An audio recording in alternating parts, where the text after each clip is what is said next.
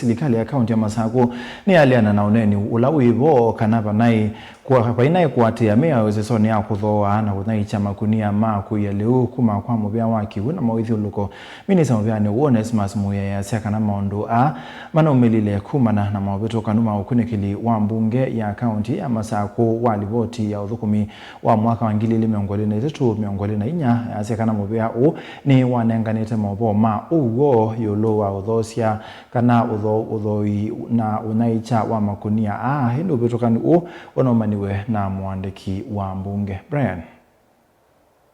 Kuiana na Minista Muviani wa Kiw'u unyithia wa Miao na Mawithyululuko Kaunti ya Masaku Onesmus kuyu ni kana Mauvoo ala maende uthiuka kumitandaoni gukwania uthoo wa Makunia mausuvia leu ala Muvia anyaikisye kwiyene nthini mauvungu na mauvitũkanu ma masavu ala manenganiwe mbungeni ya Kaunti ya Masaku ni Kumana na mwandiki mbungeni kwitha Muvia anengie mbunge masavu undu vaile vate kuvitanya. Our attention has been drawn to yesterday's County Assembly debate and plenary review of the 2023-2024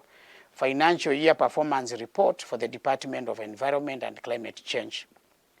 We are particularly mesmerized by the issue of the hermetic bags. We take note that while the department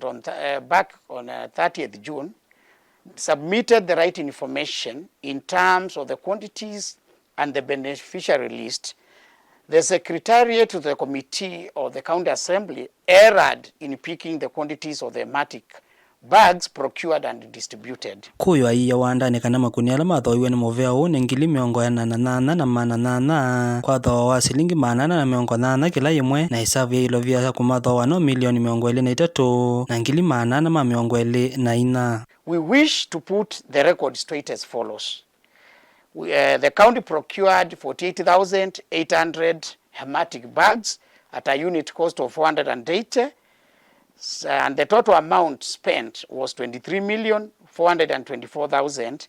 and the number of people who benefited were 9,760. Kumana na Minista wenda ambunge ma Kaunti ya Masaku ala motethia wia wa kunikila uthukumi wa kaunti kwika huko amwikio museo na kwivana na kunenga na Mauvoo ma uvungu ala waweta kielelo kinene kuvakanga utongo yule Wivo ndaka. Whereas we recognize the cardinal role played by the County Assembly in the oversight role,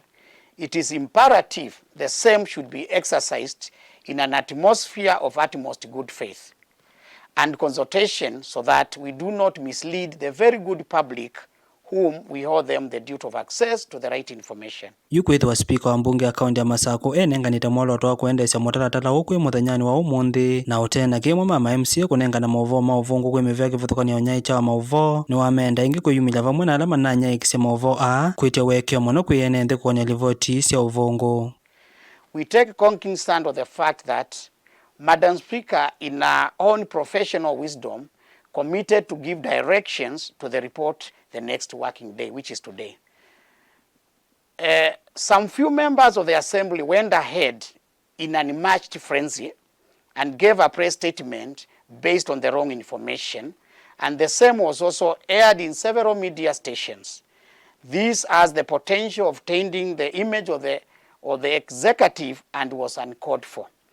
We therefore demand an apology through the same media platforms, and in future we welcome consultations on such grey and sensitive areas to avoid sensationalizing the public. Brian Mwendo, Motongo TV, Masaku.